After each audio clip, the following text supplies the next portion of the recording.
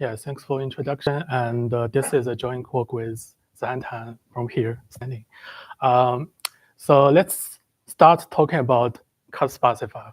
So what's a cut sparsifier? So given a graph, cut sparsifier is a sparse graph such that approximately preserves all cuts values in G. And we have seen this notations in workshop already, I believe.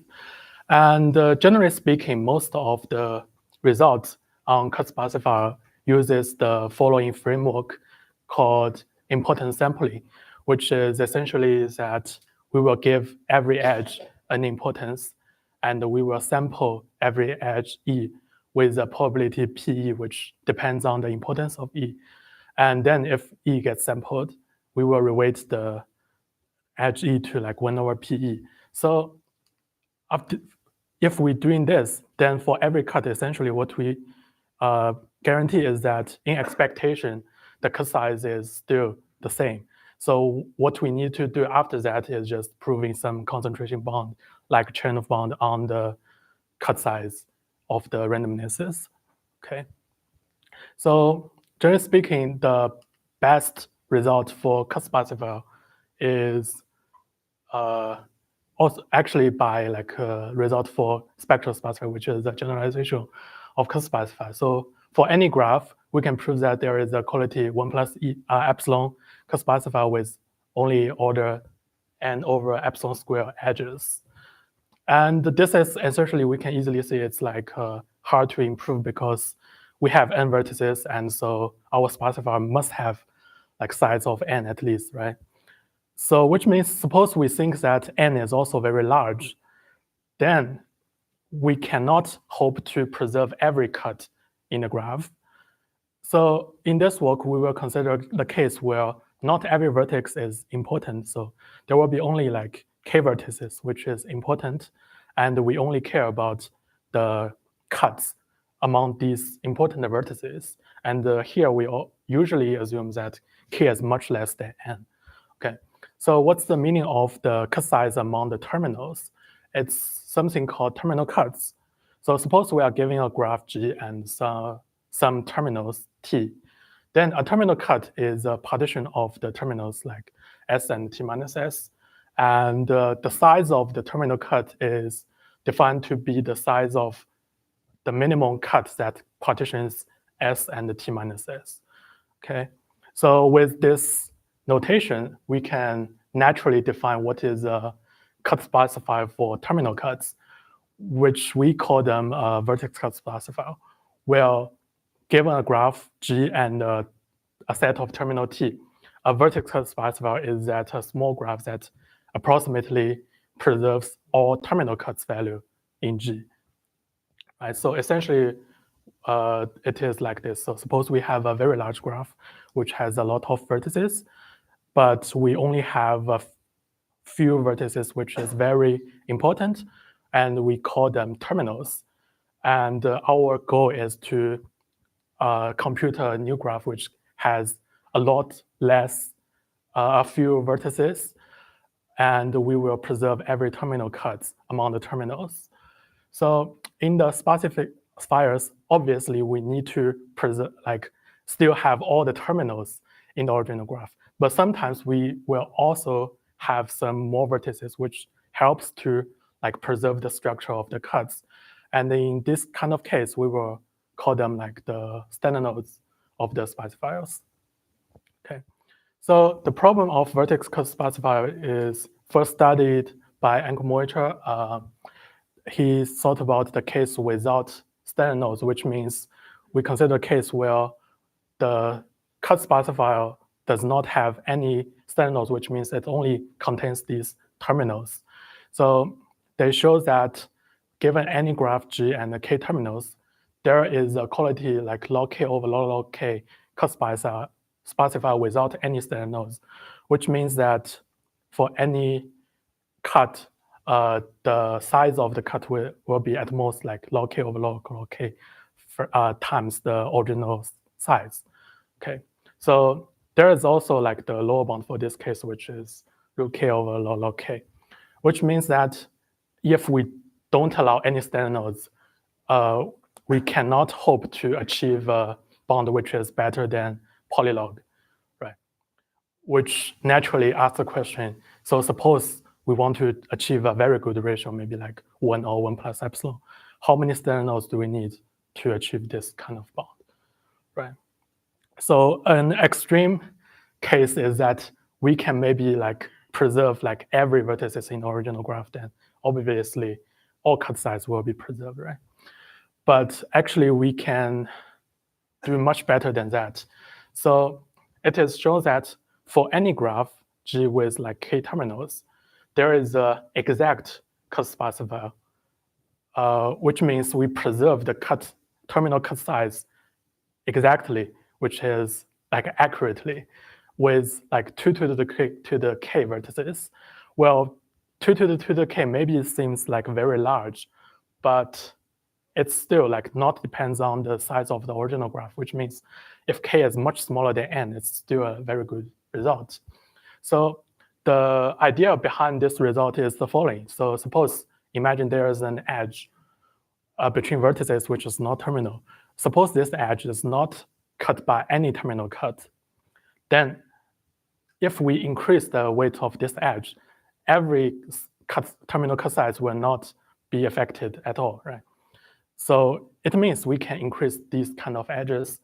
And suppose, what if we like increase the weight to like infinity? Essentially, it means that we are like contract them, right?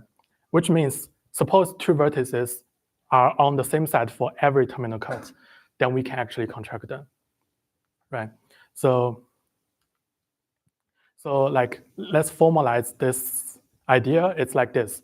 So for every vertex V, we can define a profile or maybe like a binary vector, or maybe like we can see also like a Boolean function, which is pi v. Let's say pi v is defined on for every terminal cut we give a 0, 1 value. Well, we say like for any terminal cut s t minus s, we say like pi v s is 1 if v is on the same side as s in the terminal cut s t minus s. And if it's on the other side, we say pi vs is 0. Okay, so for the analyzed before, we can say that if 2 vertex uv, well, like pi v and pi u is the same, which means they can be contracted, right?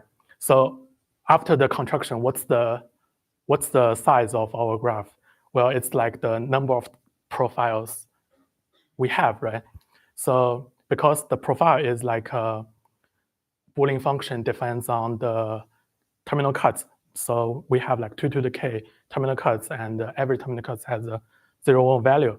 So in the end, we will get at most like 2 to the k possible profiles at all, right? So this is why we can have a cut sparsifier with at most 2 to the k vertices. Okay, so actually this kind of approach, we are calling them like the contraction-based cut sparsifier. Essentially, it's like this. So we are given a graph, and then we will partition the vertices into groups, and each groups will contain at most 1 terminals, and maybe it not contains any terminals. Then what we do is for each group, we will contract the vertices in the group into 1 big vertices. If the group contains a terminal, then it will remain a terminal. And then if a group it contains no terminals, then after contraction, it's standard nodes in the new graph. Right? So this is the contraction-based cut sparsifier. And the one thing about the profile is that we know, so the size of our cut sparsifier is essentially like the number of profiles in our graphs. Actually, we can prove something about the profiles because not all the profiles are like possible. For example, we can actually prove that the Boolean function like pi v is actually a monotone function. So this will gives us like 2 to the k over 2, which means like the bond is like actually slightly better than 2 to the k, but still it's like 2 to the k to theta k. And unfortunately, we can actually prove that there is some graph such that the vertex will have 2 to the omega k different profiles. And by this, we can essentially prove that there exists graph such that any contraction-based quality 1 co-sparsifier has 2 to the omega k vertices. But this is only for like contraction-based sparsifiers. But for general co-sparsifier, we also have some lower bound, which is we can prove something like there exists graph such that any exact co-sparsifier will have like single exponential, which is 2 to the omega k vertices. And something special about this is actually like the hard instance for this lower bound is actually a planar graph, which means even for planar graph, we cannot hope for better than exponential size exact co-sparsifiers. Okay. So next, like the natural question is that because like quality 1 is maybe impossible to bring down this size, can we hope to get something about like 1 plus epsilon co-sparsifiers, like just like the classic setting? And because we are asking like 1 plus epsilon co-sparsifiers, maybe what we want to ask is, can we use importance sampling to get something, right? It's like the technique we use in the classic co-sparsifiers. So it turns out that it's not really usable, but it works really well in some special case, which called the quasi-bipartite graph. What is the quasi-bipartite graph? It is, in a quasi-bipartite graph, it says that there is no edges between non-terminal vertices, which means that the graph is essentially like consists of these kind of stars where each vertex is only connect to the terminals. So the good thing about this kind of graph is that because every vertex only connect to terminals, the side for each terminal cut is completely only depends on these edges. It's not depends on any other edges, which means the profile of each vertex is like independent. This allows us like using the importance samplings, and which means that we can actually assign an importance for each vertices, and then we can sample in the vertex dependent on importance. So in fact, this kind of graph and the co-sparsifier of them is actually a special case of something called submodular hypergraph, which I will not go deeper, but I believe we will learn that tomorrow. Yeah, so for now, for this special case quasi-bipartite graph, the best bound we get is really good, which is order k over epsilon square size 1 plus epsilon co-sparsifiers. And because it's using the contraction, the importance sampling, obviously it's not a contraction-based solution, right? So let's look at what we know now then. So for general case, we have a upper bound of like 2 to the k, and it's like a contraction-based solution. And for contraction-based co-sparsifier, we can prove a lower bound of 2 to the omega k. And for general co-sparsifier, we can prove a lower bound of 2 to the omega k. And we have also studied like 2 special cases. One is like planar, and the second one is quasi-bipartite, which is also like actually tight for both direction, which for planar, it has shown that for exact co-sparsifier, there is a upper bound of 2 to the order k, and we have a lower bound of 2 to the omega k, which is tight, right? And for quasi-bipartite graph, the only thing we have studied so far is only the 1 plus epsilon co-sparsifier, which have a size of k over epsilon square, and it is almost tight, obviously, because we need to have these terminals, right? So in this works, we was working on these 2 special cases, and it's something different than the previous works. So first, we prove that for planar graphs, suppose we want to only achieve like 1 plus epsilon sparsifier, there is a co-sparsifier of size almost like linear, which is k times poly log k over epsilon, which is very sharp contrast to like quality 1 sparsifier, because for exact co-sparsifier, it's must be like exponential, but now we are going to like almost linear here. And then we study the exact Sparsifier for quasi-bipartite graph. And what we prove is that there exists a contraction-based Sparsifier which only have like 2 to the order k square log k size. And we know that concurrent to our work, there is another work also like study the exact Sparsifier for quasi-bipartite graph, but their approach is not contraction-based. And they have a slightly better bound, which is 2 to the k square. And in the end, also we also study like 1 plus epsilon Sparsifier for quasi-bipartite case in like sense of like contraction-based sparsifiers, because like for now, like we can see for general case, the only thing work now is the contraction-based sparsifier. So we want to see if contraction-based is at all like helpful in this case. So it turns out that although we can prove that contraction-based is strictly worse than the sampling-based approach, still it can be going down to some sort of polynomial if you think like epsilon is a constant, right? Okay, so in this talk, I will mainly talk about two results here, which is the both for quasi-bipartite graph upper bounds, because it's more related to what I have said earlier. Okay, so let's first talk about quality 1 sparsifiers for quasi-bipartite graphs, which is a contraction based. So as we said before, like perfect sparsifier is like general, very related to the concept of profiles. Well, again, let's just recap. The profile is that is a Boolean function where pi vs is 1 if v is on the same setting as in the terminal cut st minus sense and 0 otherwise, okay? So essentially what we prove here is that in a quasi-bipartite graph, like only 2 to the order k square log k profiles are possible. If we prove that, then because every vertex in the sparsifier is corresponding to a profile, so the size of sparsifier is just 2 to the order k square log k, right? So how do we prove that?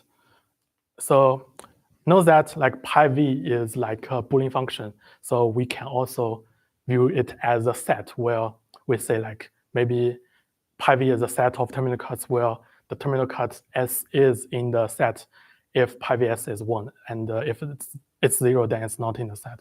So essentially, all possible profile, let's say pi g, is actually a set of set, which is like a set family, right?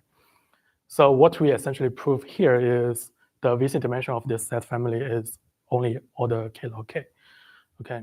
So in case you are not familiar with the VC dimension, let's just have a quick review.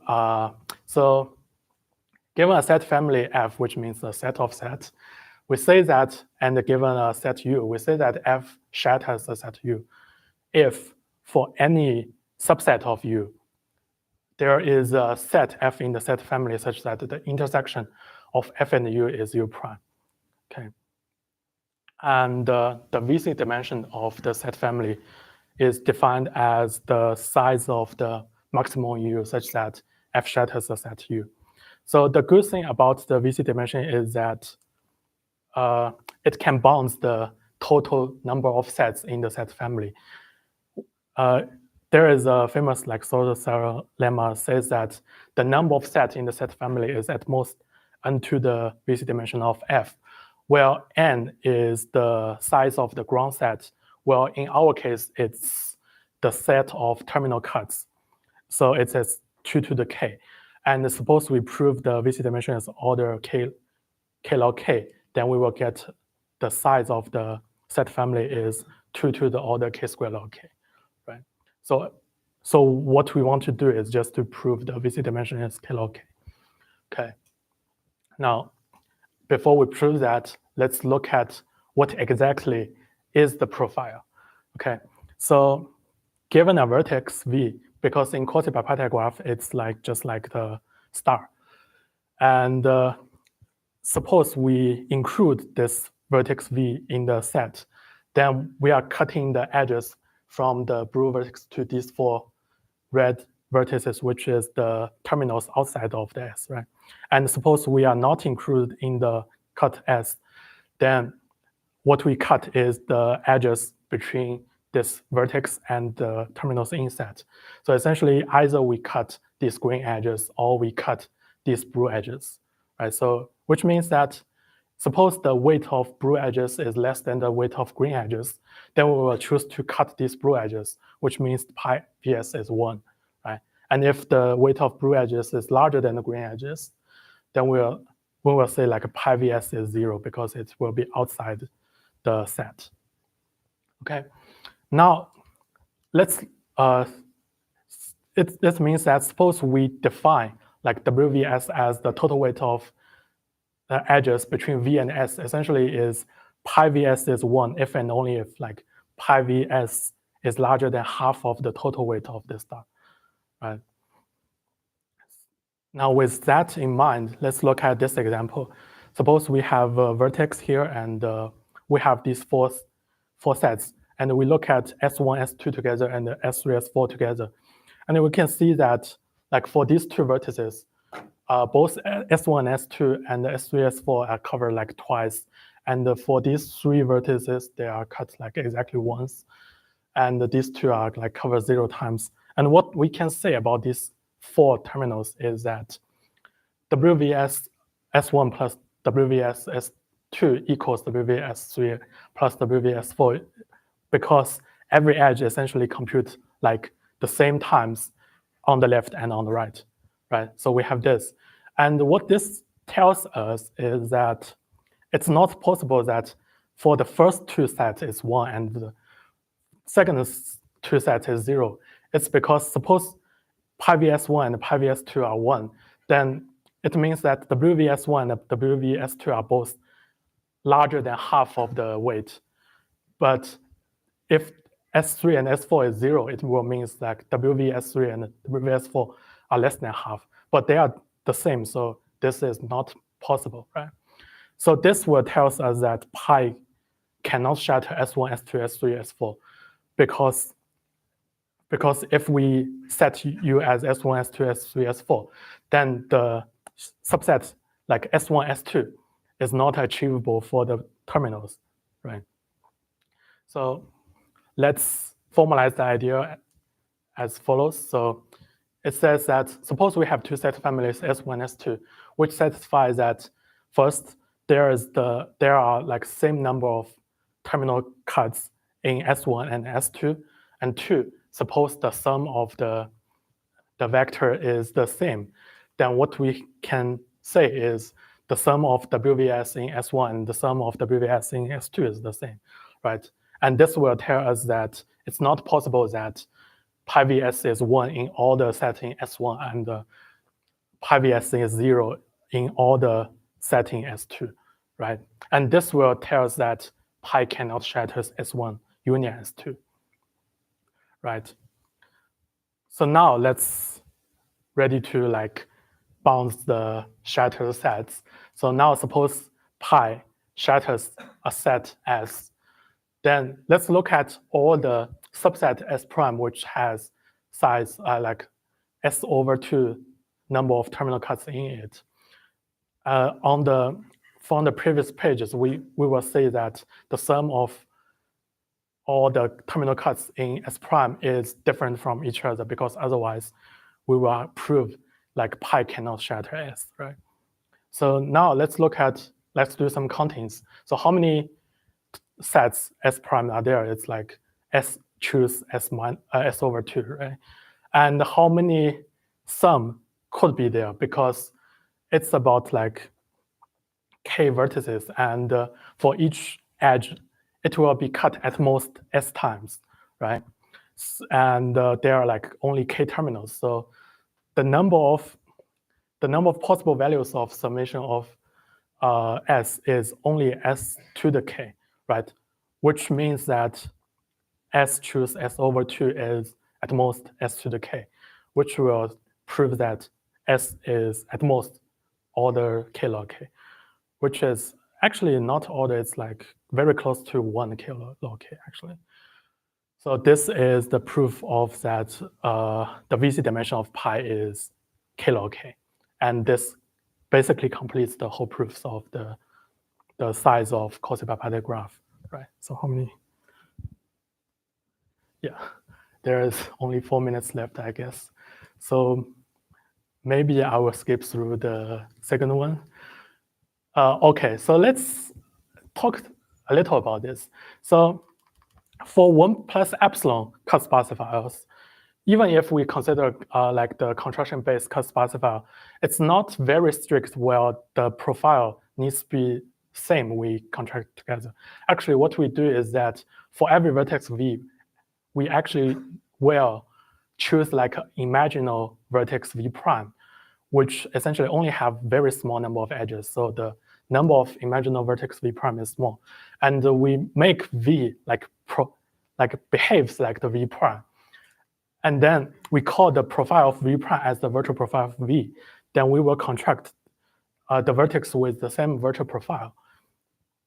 Okay, and in the end, we can prove the upper bound, but I guess there's no time, so let's just skip that. So, okay. So yeah, so let's talk about some future directions. So there's a lot of things we can ask here, but I think the most important question here is, what about the quality 1 plus epsilon cut-sparsifiers for general graph? So maybe can we prove like it's a polynomial size, like the special case planar graph and quasi-bipartite graph? Or maybe we can prove exponential lower bounds, where it's like the exact cut-sparsifiers. So thanks for listening.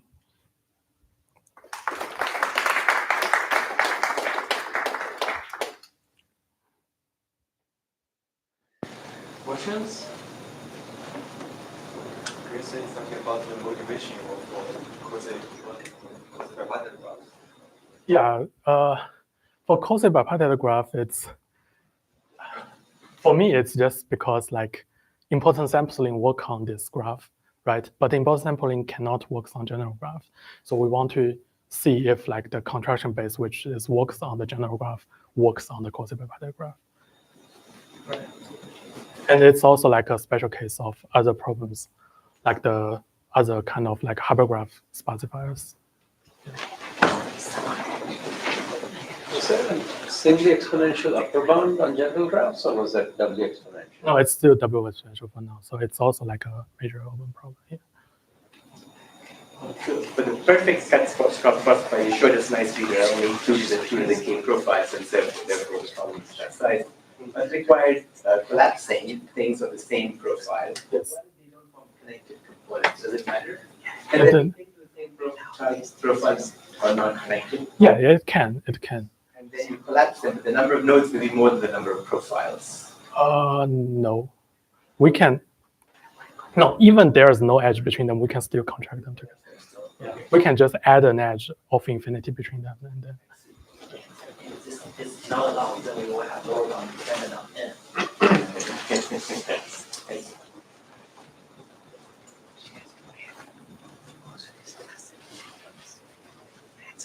Okay, thank you very much.